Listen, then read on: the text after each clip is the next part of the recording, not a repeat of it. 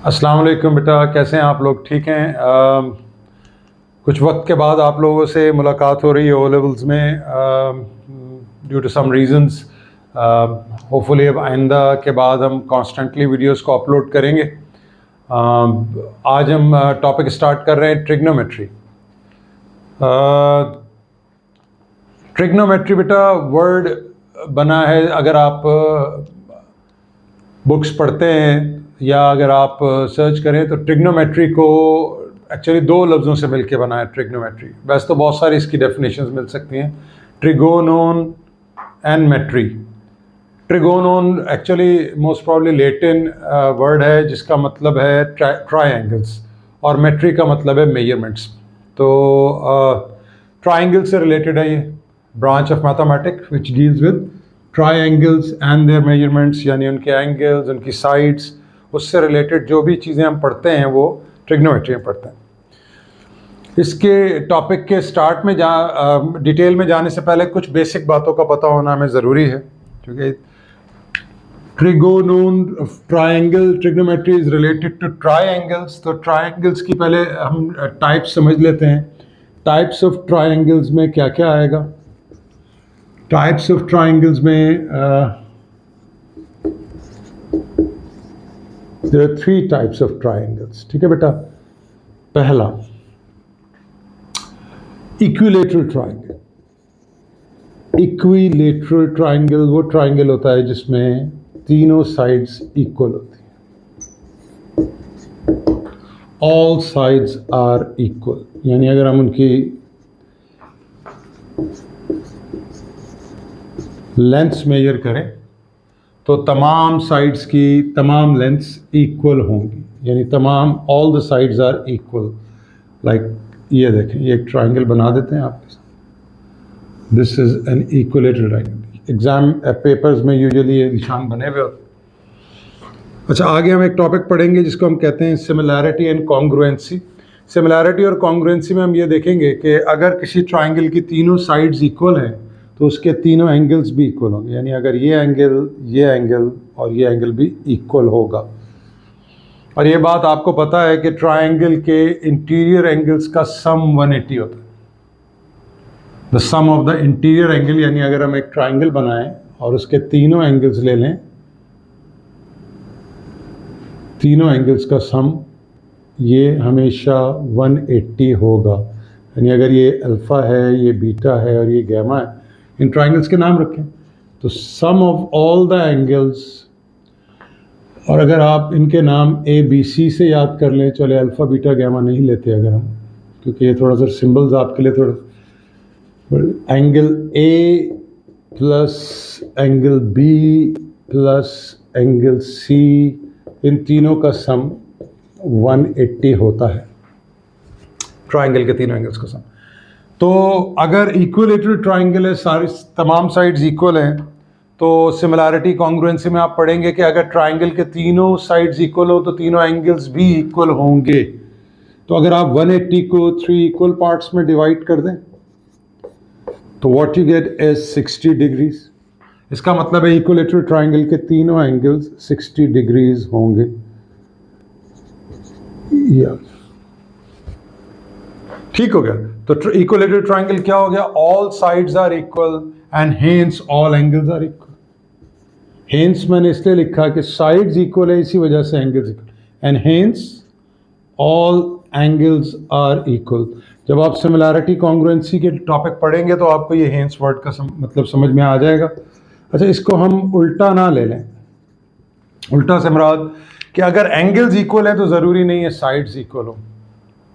अगर किसी ट्रायंगल की साइड्स इक्वल हैं तो एंगल इक्वल होंगे, लेकिन अगर एंगल इक्वल है तो ज़रूरी नहीं है कि साइड्स इक्वल हो।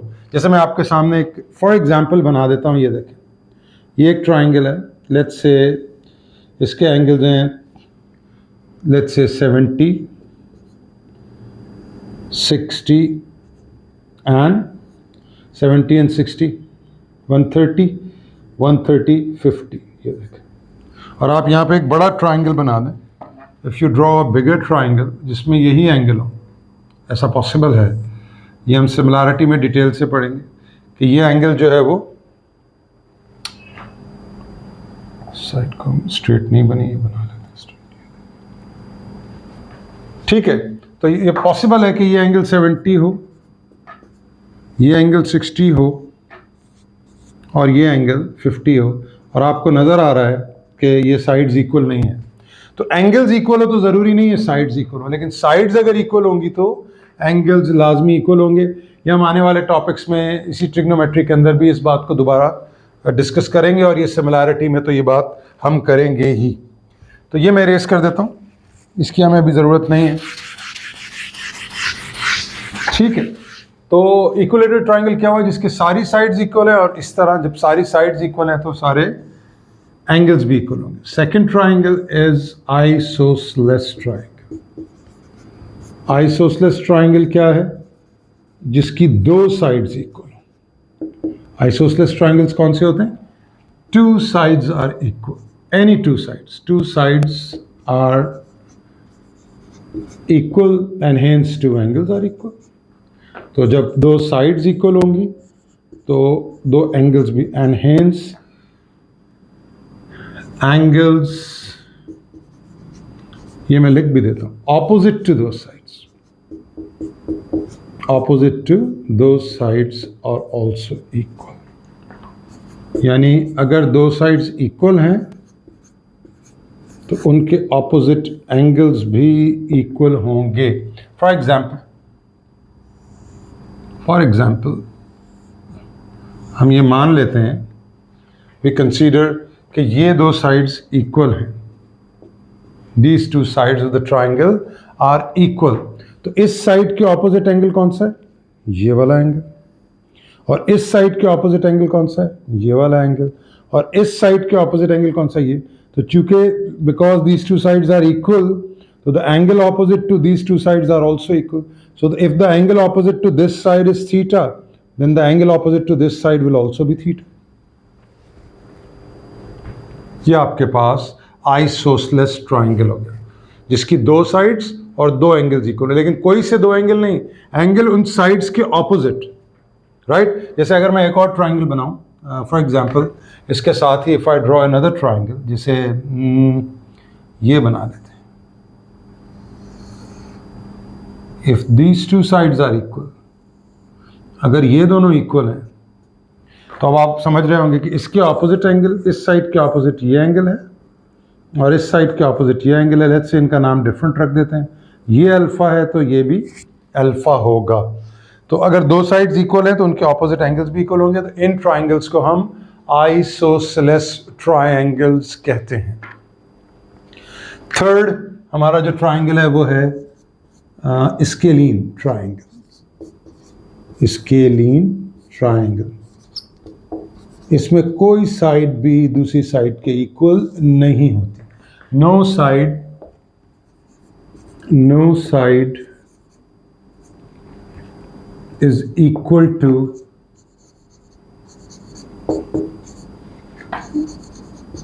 Any other side of a triangle. जब कोई साइड किसी और साइड के इक्वल नहीं होती तो ऑब्वियसली फिर एंगल्स भी इक्वल नहीं होंगे। तो तीन तरह के ट्राइंगल्स हमारे साथ हैं, equilateral triangle, isosceles triangle and scaling triangle. Trigonometry obviously हम बात कर चुके हैं, ट्रिगोनो ट्राइंगल के लिए है, और मेट्री मेजरमेंट, ट्राइंगल की मेजरमेंट्स चाहे वो एंगल हो, चाहे वो लेंस हो, या उनसे रिलेटेड कोई भी चीज़ हो, तो उसको उस जिस सब्जेक्ट के अंदर हम पढ़ते हैं उसे ट्रिग्नोमेट्री कहते हैं। तो हमारी पहली डिस्कशन थी ट्रिग्नोमेट्री में टाइप्स ऑफ ट्राइंगल्स। अच्छा, इसमें फिर एक राइट एंगल ट्राइंगल है, उस पर हम अलग से बात करते हैं। ठीक हो गया, ये आई होप आपको यहाँ तक बात क्लियर। एक और इम्पॉर्टेंट ट्राइंगल है जिसे हम राइट एंगल ट्राइंगल कहते हैं, लेकिन उसमें जाने से पहले हम टाइप्स ऑफ एंगल्स भी डिस्कस कर लेते हैं। आइए जी, टाइप्स ऑफ एंगल्स, आइए इस पे बात करते हैं थोड़ी सी। अगर हमारी बेसिक्स या हमारी जो टर्मिनोलॉजी ट्रिग्नोमेट्री में यूज होती है वो क्लियर होगी तो हमें क्वेश्चंस करने में बड़ी आसानी होगी। टाइप्स ऑफ एंगल में पहला एंगल जो है वो है acute angle. Acute angle,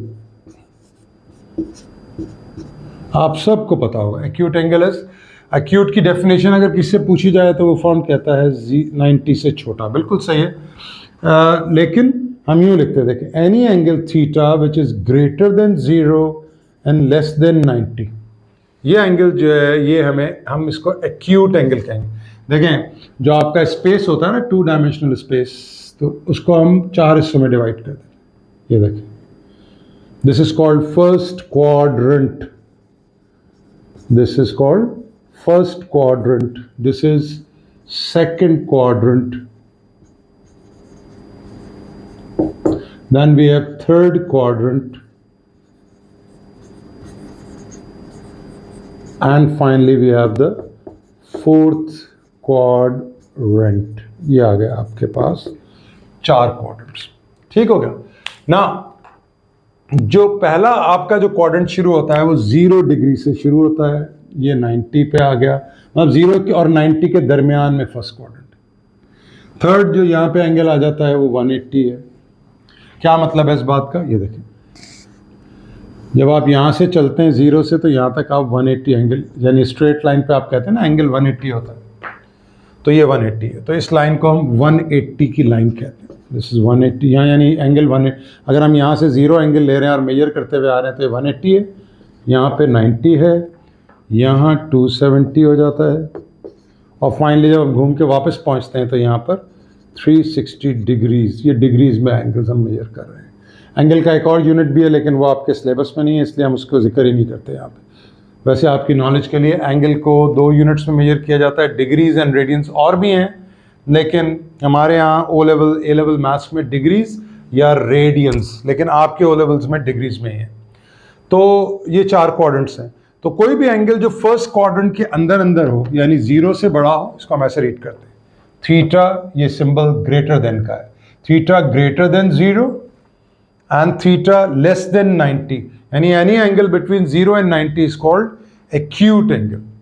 second, right angle. Right angle क्या है, ये तो आप बचपन से पढ़ते हुए आ रहे हैं, angle equals to 90 degree. Theta अगर 90 डिग्री हो तो हम उसे राइट एंगल, थीटा का सिंबल, एंगल का सिंबल थीटा है तो हम यहां लिख रहे हैं। Third, obtuse angle. Obtuse angle, again obtuse का बच्चे मतलब समझते हैं 90 से बड़ा, इनफैक्ट 90 से बड़ा और 180 से छोटा, this angle is called obtuse angle, यानी इसके दरमियान जो होगा, यहां ऑब्ट्यूज हो जाएगा एंगल, यहाँ एक्यूट हो जाएगा विद इन फर्स्ट क्वाड्रेंट। ये राइट है, आपको पता है, this is right angle, this is right angle, यहाँ पे एक्यूट एंगल, यहाँ ऑब्ट्यूज एंगल, एंड तो ऑब्ट्यूज एंगल क्या हो गया, any angle which is greater than 90 and less than 180, इस एंगल को हम ऑब्ट्यूज एंगल कहते हैं। इट्स नॉट ग्रेटर देन 90, हमें आगे और पीछे दोनों पता हो, यानी any angle which is greater than 90 and which is less than 180। देखिए मैं यहाँ इक्वल का निशान नहीं लगा रहा हूँ, इक्वल नहीं है इसमें, इसके अंदर अंदर है, यानी 90 से आगे और 180 के दरमियान में ये ऑब्ट्यूज एंगल।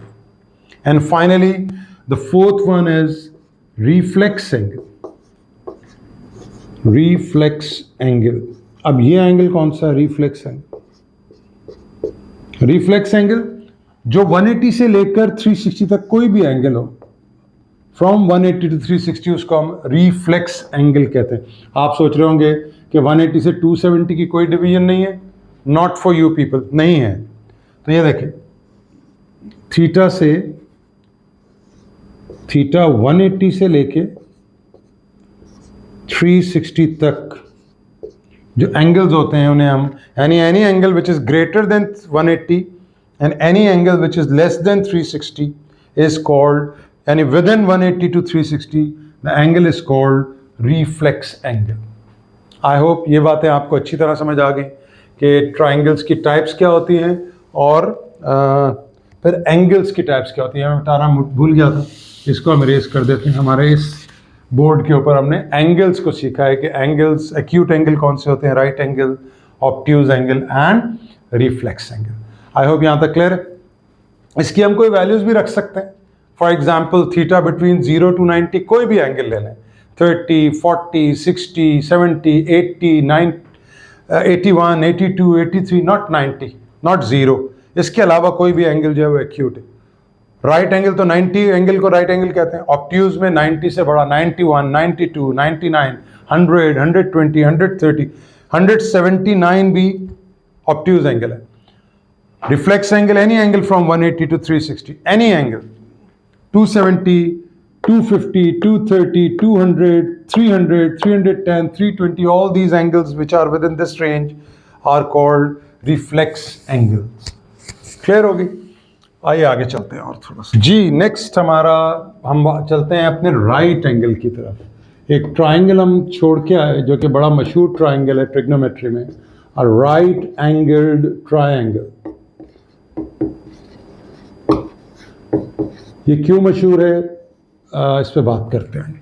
देखिए, राइट एंगल्ड ट्राइंगल, इसका मतलब है कि इस ट्राइंगल में एक एंगल 90 डिग्री होगा।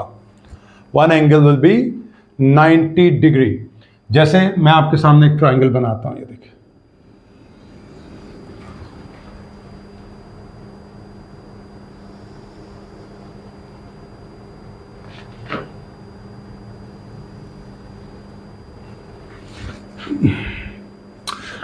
मान लीजिए ये एंगल 90 डिग्री है। This angle is 90 degree, this angle is 90 degree. It's a right angle triangle. Right angle की जो साइड्स हैं उनके नाम होते हैं। क्या नाम होते हैं? आइए देखें। राइट एंगल में देखें, राइट, अगर एक एंगल राइट है तो बाकी दोनों एक्यूट होंगे। अंडरस्टूड है? आपको पता है sum of the triangle, sum of the internal angles of triangle, यानी अगर मैं इसका नाम रख दूं, इस ट्राइंगल का हम नाम भी रख लेते हैं। जैसे for example this is A, this is B, this is A, B and C. ये देखिए सी आ गया। तो ठीक है, A is the right angle triangle, A is the right angle. ये लाइन थोड़ी बहुत अच्छी नहीं बनी सीधी, लेकिन ठीक है, आप इसको इमेजिन करें कि ये स्ट्रेट लाइन हो जाएगी। ये देखिए, फिर इसको ट्राई कर लेते हैं। ये देखिए, A B C is the right angle triangle. अगर एक एंगल 90 है तो बाकी दोनों एंगल्स जो हैं वो उनका सम 90 होना चाहिए राइट एंगल ट्राइंगल में। यानी अगर एक एंगल 90 है, फॉर एग्जांपल ये ए एंगल 90 है, तो बी और सी का सम जो है वो sum of angle B, sum of angle B, आप सबको पता है इस एंगल का सिंबल है, and angle C in this case should be 90 degree, क्योंकि अगर आप 180 में से 90 माइनस कर दें तो बाकी 90 बचेगा। मतलब एक एंगल 90 हो गया तो बाकी जो एंगल बचे उनका सम 90 होना चाहिए। तो बी और सी बाकी बचे तो इनका सम 90 होना चाहिए। और 90 के कोई भी फैक्टर्स हो सकते हैं, 40, 50, 30, 60, 30, 60, कोई भी एंगल हो सकते हैं, 30, 60, 20, 70, जिनका सम 90, 179, 189, ये भी हो सकता है, पॉसिबल है। तो अगर एक एंगल राइट एंगल है तो बाकी एंगल्स जो है वो उनका सम जो है वो 90 डिग्री होना चाहिए। 45, 45 भी हो सकता है, बिल्कुल पॉसिबल है। 45, 45 इज 90। तो अगर एक एंगल 90 है राइट एंगल में तो बाकी दोनों एंगल एक्यूट एंगल हैं। हम इसमें से कोई एक एंगल ले लेते हैं। फॉर एग्जांपल हम एंगल बी की बात करते हैं और हम इसको कह देते हैं थीटा, और ये जो एंगल सी है इसका नाम रख देते हैं अल्फा। ठीक हो गया? आइए अब थोड़ी सी इस पे और बात करते हैं। इस बात को समझिए, ये बहुत इंपॉर्टेंट बात है समझने की कि जो 90 के ऑपोजिट साइड होती है, जो साइड ऑपोजिट टू 90 होती है, इसको हम हाइपोटेन्यूज कहते हैं। इसको हम, ये बहुत अच्छा नहीं लिख रहा, इसको हम इरेज करते हैं, इसको हम ब्लू से ही लेते हैं। we take the blue marker, ये आ जाता है। इसको हम कहते हैं हाइपोटेन्यूज, हाइपोटेन्यूज। इसको H से डिनोट करेंगे हम। अब रह गई दो साइड्स और, जो कि परपेंडिकुलर और बेस बच्चों को पता होता है। देखिए, परपेंडिकुलर और बेस कोई फिक्स साइड्स नहीं है, यानी अब कुछ बच्चों का ख्याल होता है कि ये जो वर्टिकल साइड है ये परपेंडिकुलर है और ये साइड बेस है। तो एक्चुअली अगर आप बुक्स को पढ़ें तो वहाँ पे कुछ बुक्स में, जो कि हमारी कैम्ब्रिज की बुक्स हैं या बाहर की जो भी किताबें, अगर आप उन्हें पढ़ें तो वहाँ पे ऑपोजिट और एडजेसेंट का लफ्ज़ यूज़ होता है। अब ऑपोजिट और एडजेसेंट से क्या मुराद है? देखें, परपेंडिकुलर और बेस जो है वो ट्राइंगल की जो एक्यूट एंगल है उससे डिसाइड होगा। अगर हम इस एंगल को कंसीडर कर रहे हैं तो इस एंगल के सामने वाली जो साइड है वो ऑपोजिट कहलाती, ऑपोजिट टू दिस एंगल, इसको हम परपेंडिकुलर भी कहते हैं। मैं अभी बात करता हूं इस पे आपके साथ थोड़ी और। ये देखिए परपेंडिकुलर, और ये जो साइड है ये कहलाती है एडजेसेंट, एडजेसेंट, और इसको बेस भी कहते हैं। तो अगर मैं इस ट्राइंगल को दोबारा बनाऊं, बिल्कुल एग्जैक्ट साइज का शायद ना बने, लेकिन मैं आपको सिर्फ समझाने के लिए एक बात कर रहा हूं कि अगर ये हमारा एक ट्राइंगल है जो कि राइट एंगल ट्राइंगल है और ये एंगल 90 डिग्री है, जो कि हम पहले भी बात करके आए, लेट्स से ये 90 है। अब हम थीटा को कंसीडर नहीं कर रहे बल्कि हम अल्फा को कंसीडर कर रहे हैं। ये देखिए इस एंगल को, तो इस एंगल को अगर हम कंसीडर कर रहे हैं तो इस एंगल के with respect to this angle this side will be opposite, opposite कह लें या परपेंडिकुलर कह लें। ये देखिए ऑपोजिट, ये है इस एंगल के हिसाब से ऑपोजिट या परपेंडिकुलर। परपेंडिकुलर को मैं शॉर्ट फॉर्म में PRP भी लिख सकता हूँ। चलें यहाँ भी पूरा लिख लेते हैं क्योंकि फर्स्ट टाइम लिख रहे हैं। और ये साइड हो जाएगी, this is opposite, sorry this is adjacent, sorry this side is adjacent, या इसको हम कह सकते हैं बेस।